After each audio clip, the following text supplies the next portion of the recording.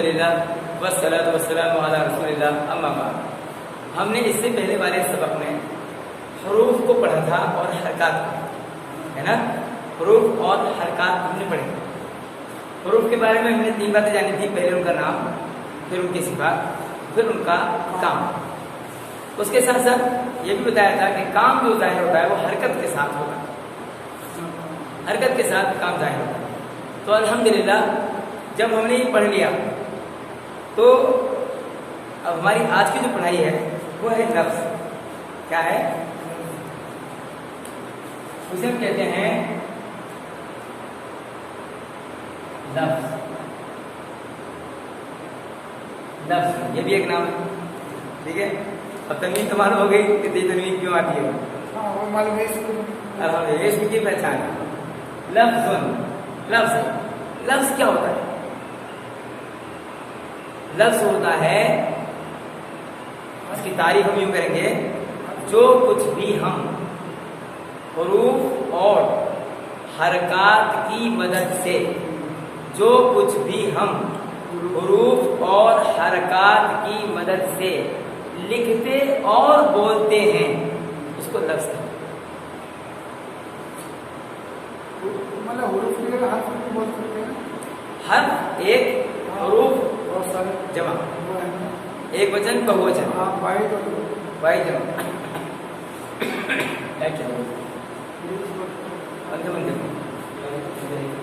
हाँ शायद नहीं चलेंगे। बहुत अच्छी डेफिनेशन हो गई। हाँ जी, हुरूफ और हरकत की मदद से जो कुछ हम लिखते हैं या बोलते हैं उसको लफ्ज़ है। हुरूफ और हरकत की मदद से जो कुछ भी हम लिखते और बोलते हैं उसको पढ़ना नहीं आएगा, लिखना पढ़ना और बोलना। बोलना मतलब जो पढ़ेंगे तो बोलेंगे ना, मुंह से बोलना, जो मुंह से निकलता है और जो लिखा जाता है उसको कहेंगे। पढ़ना उसमें खुद का खुद ही शामिल हो जाता है, बोलने लगते हैं। ठीक, लफ्ज़ की तारीफ समझ में आ गई। जो कुछ भी हम हुरूफ और हरकत की मदद से लिखते और बोलते हैं उसको लफ्ज़। कुछ लोग इस तरह बयान करते हैं कि जो मुंह से निकलता है उसे लफ्ज़ कहते हैं, तो ये बात अधूरी है, इससे कुछ वाज़ेह नहीं हो पाता। ये ज़्यादा मुनासिब तारीफ है कि जो कुछ भी हम हुरूफ और हरकत की मदद से लिखते और बोलते हैं उसे लफ्ज़ कहते हैं। ठीक है, बात हो गया। लफ्ज़ की 2 किस्में होती हैं। लफ्ज़ जो है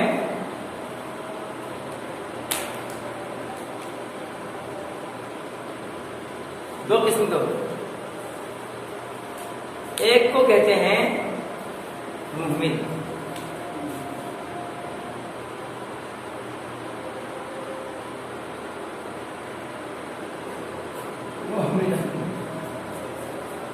और दूसरा होता है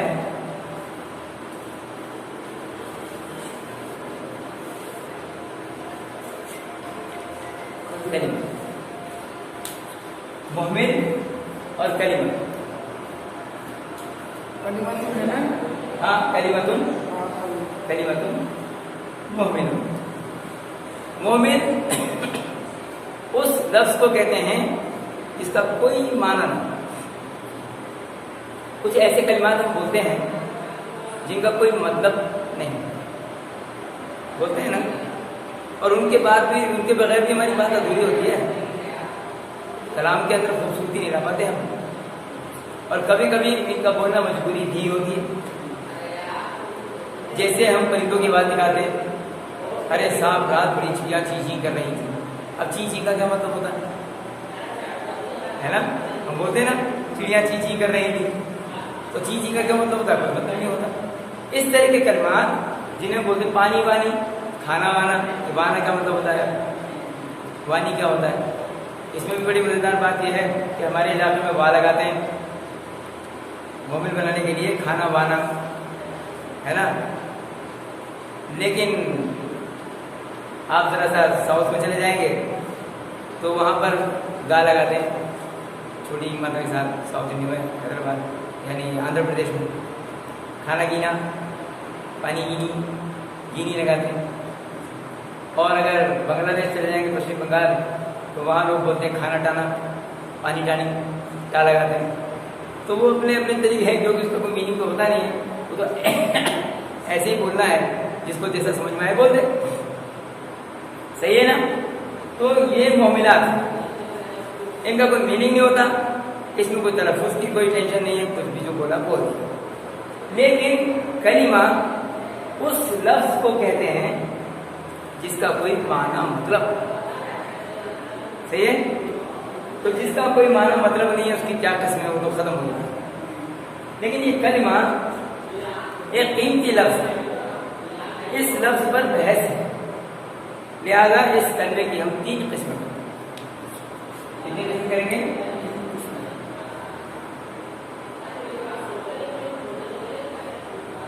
एक किस्म होती है इस्मुन,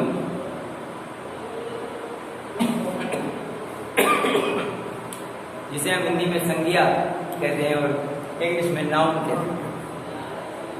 मगर हमारे यहाँ तारीफ पढ़ाई जाती है कि ऐसा लफ्ज़ या ऐसा कलमा जिससे किसी जगह, चीज़ या वस्तु का बोध हो या वो मालूम हो, व्यक्ति वस्तु स्थान का बोध, उसको कहते हैं। इसलिए अरबी में ये तारीफ नहीं होती है। अरबी में इसकी तारीफ करते हैं ऐसा कलिमा, इस्म वो कलिमा है, इस्म वो कलिमा है जो अपना माना खुद बताए और उसमें जमाना ना पाया जाए। ठीक है? उसमें कोई टेंस, कोई काल ना हो, माना तो समझ में आए बोलने से, मगर जमाना ना समझ में आए। फ्यूचर या फ्यूचर पास्ट हो गया। हाँ, फ्यूचर पास्ट टेंस, 3 टेंस होते हैं, है ना? पास्ट टेंस, ये सब जमाने में आता है। हाँ, प्रेजेंट टेंस और फ्यूचर टेंस, तीनों टेंस में से कोई टेंस उसके अंदर ना मैं मालूम हो तो वो इसमें अपने माना बताए, लेकिन जमाना ना बताए, जमाना ना। ठीक है, बात हो गया ना? जो अपना माना बताए और जमाना ना बताए उसको इसमें कहते हैं। और दूसरा है फिअलुन।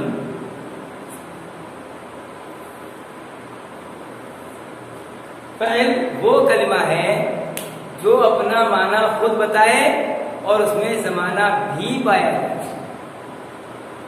अच्छा, मैं आपसे एक बात पूछता हूँ, देखिए मैंने लिखा है मारना, ये इसमें या फ़िअल?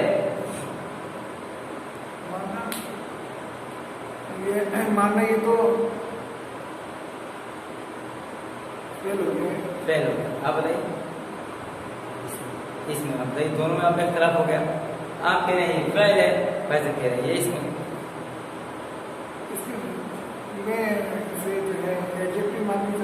विशेषता बता रहे हैं। आप मुझे बताइए, मारना जब हम बोलते हैं उर्दू में मारना, इसमें कोई जमाना है? तो इसलिए ये इसमें की पहचान ये है कि उसमें जमाना नहीं होता।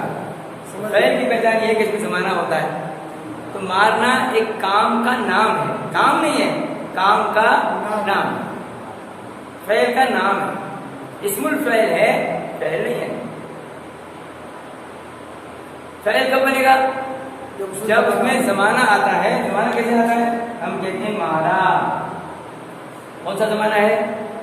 पास्ट टेंस, भूतकाल, बीता हुआ जमाना, माजी, मारा। या हम कहते हैं मार रहा है, प्रेजेंट टेंस आ गया, है ना? वर्तमान काल। या मारेगा तो फ्यूचर हो जाएगा। अब मारेगा वो फ्यूचर हो जाएगा, मुस्तकबिल। ठीक है? हाल, फिर आगे मारेगा इस्तकबाल। ये फेल है, ये फेल। और उर्दू में किसी इस्म की पहचान ये है इस्मुल फेल की कि उसके आगे ना लगाओ।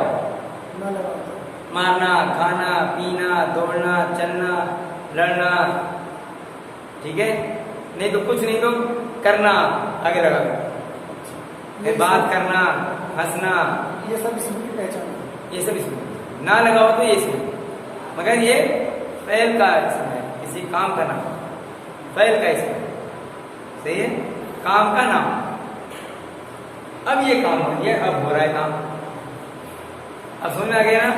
ये तारीफ में जो फर्क था उसे मैंने बातें कर दी कि इसम जो है उसको कहते हैं जिसके अंदर जमाना तो हो और माना तो हो, जमाना ना हो, फिर उसको कहते हैं इसमें माने के साथ जमाना भी हो। तीसरा तीसरी चीज है, इनका कलमा है हर्फ।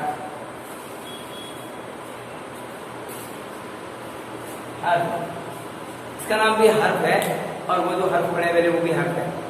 इन दोनों में फर्क क्या है कि जैसे हर्फ बजाते खुद कुछ नहीं होता, ऐसे ही ये भी जो हर्फ है ये बजाते खुद कुछ नहीं होता। ऐसा कलमा ये वो नहीं हर्फ है लेकिन उसका कोई मतलब नहीं। हाँ, वो अलग चीज है, ये हर फर्क है। कभी कभी ऐसा होता है ना, एक चीज के दो नाम और एक नाम की दो चीजें या उससे भी ज्यादा, ऐसा होता है ना। कभी कभी एक चीज के कई नाम और एक नाम की कई चीजें हो जाती हैं।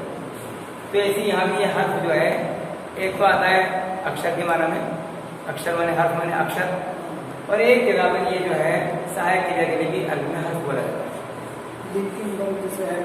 जैसे मैं, हाँ, मैं से तक, उनके लिए तो ये उसे भी हर्फ कहते हैं।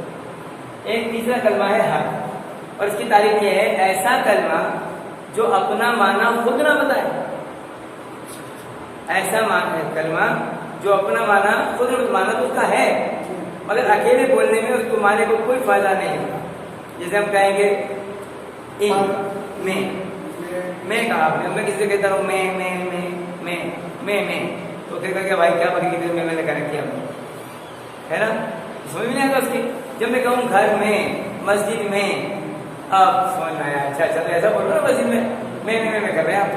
मतलब पोजीशन होते हैं ना, प्रीपोजिशन हर प्रीपोजिशन को हर समझ आ गई बात। इस्मुन हर बताया जो हर्फ है, लेकिन ज़माना बताया इसमें ज़माने का बता दूंगा। ये तो अकेला कुछ करते नहीं, क्या ज़माना बताएगा? ये तो या तो इसम के साथ जुड़ कर आएगा या फेल के साथ जुड़ कर आएगा, ये तो साथ में आएगा। इसीलिए हिंदी में इसको सहायक क्रिया कहते हैं। वो अलग चीज है, ये तो सब हर्फ में है। ना वो देखिए एक चीज होती है, मिसाल बताऊँ, ऊपर और एक पर। अक्सर जो लोग नहीं इल्म रखते उनके लिए तो दोनों बराबर ही होंगे। ऊपर और पर में तो बहुत बड़ा फर्क है ना। हाँ, क्या फर्क है? पर तो हो गया किसी चीज के ऊपर जो उस चीज से टच नहीं कर गया हवा में, नहीं तो ऊपर बोलते हैं। साहब ये जो बिस्तर है क्या कुर्सी के ऊपर नहीं है? ऊपर है ना, ऊपर है ना, पर भी है ऊपर भी है। मेज पर है नहीं, हाँ कुर्सी पर है, ये पर भी है और ऊपर भी है, पर भी है और ऊपर भी है। ऊपर भी एक तरह का हर चीज इस्तेमाल होता है, उसके साथ कुछ न कुछ होता है। क्योंकि कोई भी चीज या तो किसी के पर होगी या किसी के ऊपर होगी। कोई भी चीज जब किसी चीज से टच हो जाए तो वहाँ होना आता है, तो जहाँ पर कोई चीज उस चीज से टच ना हो तो उसे ऊपर बोलते हैं। मैं अगर आपसे कहूँ कि देखिए वो बैग ऊपर रखा है ना, ले आइए, तो वो ऊपर किसी टच होगा कि नहीं होगा? तो टच है। तो फिर उसे मैं यूँ कहूँ कि जो पर रखा है लेके आइए,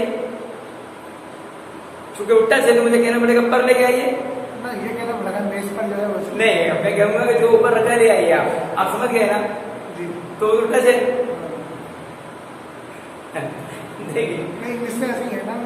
अरे इंग्लिश का तो मुझे पता नहीं, लेकिन मैं तो टच वो स्पर्श होते ही इसका ऑन और अंडर ऊपर नहीं साहब ऐसा जरूरी नहीं है, वो सब इसका मतलब ये अरबी मुझे बहुत आसान लगी उससे, अल्हम्दुलिल्लाह। नहीं हकीकत में असल में ऊपर में और पर में क्या फर्क है कि ऊपर एक ऐसा इसम है, वो हर्फ नहीं है, वो इसम है, इसम की तरह इस्तेमाल होता है। पर जो है ऊपर पर तो ये हर्फ है, क्योंकि हर्फ में और इसम में फर्क ये होता है कि इसम अपना माना खुद बता देता है। जी, ये अपना माना खुद, ये अपना माना खुद बता सकता। ऊपर देखो मैंने अकेले इस्तेमाल किया तब भी आप समझ गए, और हर्फ अपना माना खुद नहीं बता सकता, लेकिन काम दोनों का एक ही है, इसमें का और पर का और ऊपर का। हाँ बोलते हैं पर का और ऊपर का, लेकिन ऊपर जो है वो इसमें है, पर जो है वो इसमें नहीं है, हर्फ है। ये फर्क है दोनों के अंदर। काम दोनों का एक ही है, वो भी जब ऊपर होगा तो किसी चीज के तो ऊपर होगा, और पर होगा तब भी उसके नीचे कोई चीज होगी। सही है, तो काम दोनों का एक ही है, लेकिन दोनों में फर्क ये है कि ये हर्फ है और वो इसम है। इसम का इस्तेमाल अकेले भी हो जाता है और हर्फ का इस्तेमाल अकेले नहीं। इतनी अच्छी बात इंशाल्लाह मिलेगी आपको सर। तो पर में और ऊपर में द्वारा एक लफ्ज बताइए। पर में और ऊपर में, नहीं पर क्या मानेंगे, उसे हर्फ मानेंगे? हाँ पर हर्फ है, ऊपर जो है इसमें, ठीक है, इसे इसमें ज़र्फ कहते हैं, इसमें ज़र्फ कहते हैं। अब ये इसमें ज़र्फ जो है उसमें फर्क ये है कि इसमें अकेला भी बोला जा सकता है, हर्फ अकेला बोला नहीं जा सकता, ये फर्क। अल्हम्दुलिल्लाह बिल्कुल वाज़ेह हो गई बात, मुझे होगी अल्हम्दुलिल्लाह कि दोनों का काम एक ही है, लेकिन एक इसमें और एक हर्फ। तो ये हर्फ है, हम फ़ैल और हर्फ को पढ़ेंगे बाद में जब इनका नंबर आएगा। हर्फ तो शुरू हो चुका है हमारा, लेकिन सबसे पहले हम इसको समझेंगे, एक एक करके समझेंगे, समझ में आएगा ना, सारा एक साथ नहीं समझ सकते। तो इसम के हम इसमें बनाएंगे।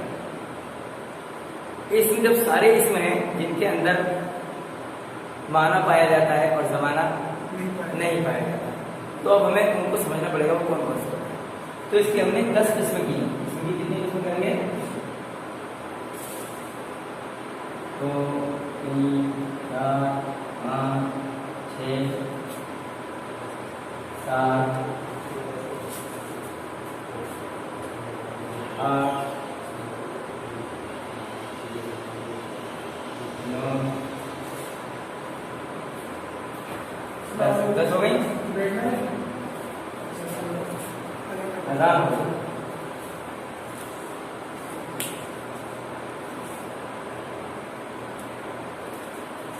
इसम की 10 किस्में होती हैं।